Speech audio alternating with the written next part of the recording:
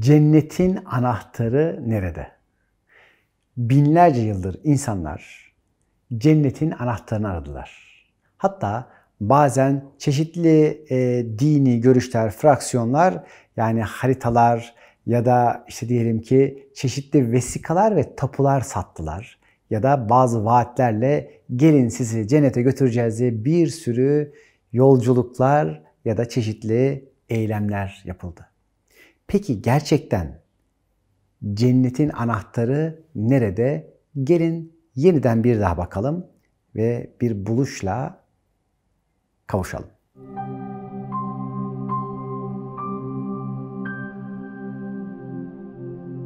Cennet, yeşil alan kelime anlamıyla ve gerçekten de tam da doğrusu bu.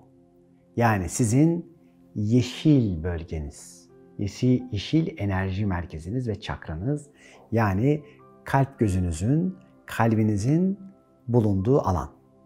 Ve burada ne zaman ki siz huzurlusunuz, sakinsiniz, kalbiniz böyle açılmış bir lotus gibi, işte o zaman müthiş bir şekilde aslında dünya içerisinde bir cennet ortamı ve hali yaşıyorsunuz. Bazıları şöyle zannediyor. Biz burada dünyada, yeryüzünde cehennemi yaşayalım, bir sürü kendimize eziyetler, zorluklar yapalım. Ne kadar zorluk yaşarsak beden ötesinde de o kadar cenneti hak ederiz zannedebilirler. Oysa ki yukarısı aşağıya, aşağısı da yukarıya benzer. Yani siz yeryüzünde nasıl bir hayat yaşıyorsanız burada yaşadığınız halin yansıması olacak. Hani böyle Hint tenasühçülerinin anlattığı gibi yani bu dünyada çok eziyet çekersen öteki tarafta çok güzel şeyler yaşarsın falan değil. Daha doğrusu bu birazcık çarpıtılmış. Doğrusu böyle değil. Tabii ki şimdi hani bir insanın egosunun ve nefsinin hani vur patlasın, çal oynasın, her türlü bilmem neyi ne yapalım, işte ne olsa aynı şeyi de öteki tarafa götüreceğiz değil. Kalbinizin, yüreğinizin huzurda olmasından bahsediyorum. Yani çok eğleniyor gibi, çok kahkahalar atıyormuş gibi, çok mutluymuş gibi görünen insanların birçoğunun gönülleri kapalı olduğundan oralarda cennet değil, cehennem ateşleri bulunmaktadır. Peki sen şimdi önce bugüne kadarki hayatına bir bak. Gerçekten hayatını cennet edenlerden misin? Yoksa cennet değil de cehennemin içerisinde kendini suçlayarak, kızarak, yargılayarak, birilerinden şikayet ederek, öfkeyle, kızgınlıkla, olumsuz birçok duygunun seni ele geçirdiği bir ateşin içinde misin? İşte bu yarattığın cehennem, bu ateş yine kendi ellerinle oluşturduğun bir ateşti.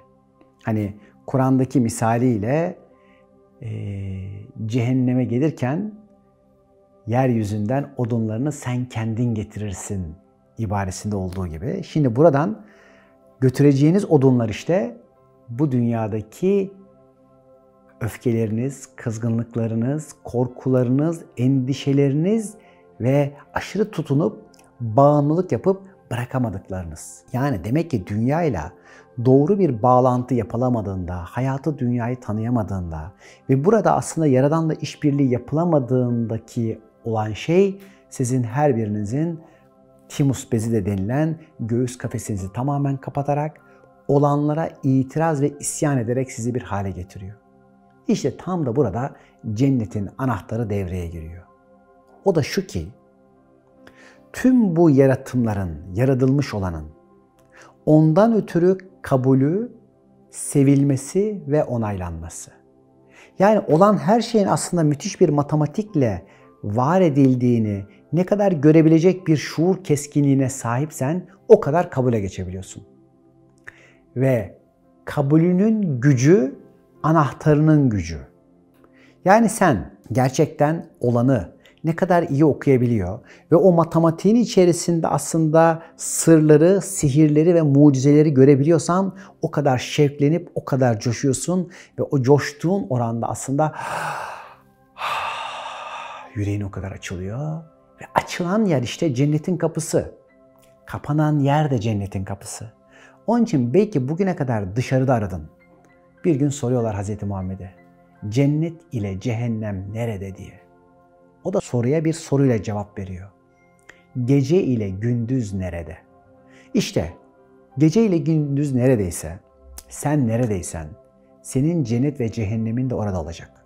Öyleyse gel, hayatını cennet eyleyebilmek için önce bugüne kadar yaşadıklarını, hayatı doğru ve güzel bir şekilde oku. Okudukça onun içindeki Yaradan'ın mükemmel, o müthiş matematiğini, müthiş mucizelerini görüp fark edecek ve bu fark edişle beraber müthiş hayretlere çok tatlı bir şaşkınlıkla vay be bu ne kadar müthiş bir şey. Şu bir karıncanın hayatının muhteşemliğine bak. Bir yaprağın içindeki detaya bak. Şu uzayın, kainatın yüceliğine, büyüklüğüne ve benim bu yeryüzü içerisinde bir kum tanesi bile kadar olmayan belki varlığıma ve o kadar büyüklüğüme bak. Bir nokta kadarken bu kadar değerli ve önemli olmamı ama yukarıdan bakıldığında da bir zerre olmamı, bu zerreden bakarken de kainatın merkezi olmamı ne kadar fark edebiliyorsam, ne kadar görebiliyorsam işte o kadar daha çok açılacak göğsün, yaralıp çıkacak içeriden, temizlene temizlene ve daha da coşarak içeriye doğru bir sürü anahtarla bu sefer yepyeni kapılar çıkacak. Çünkü cennetin de içten içeriye doğru 7 tane kapısı var ve onlar da senin yine kendinde sakladığın kendinsin. Gel o zaman kendine kendiliğinden giden bu yol içerisinde kendinle buluşarak özüne, aşka, davet edildiğin yere ak ve akışın içerisinde akan ol.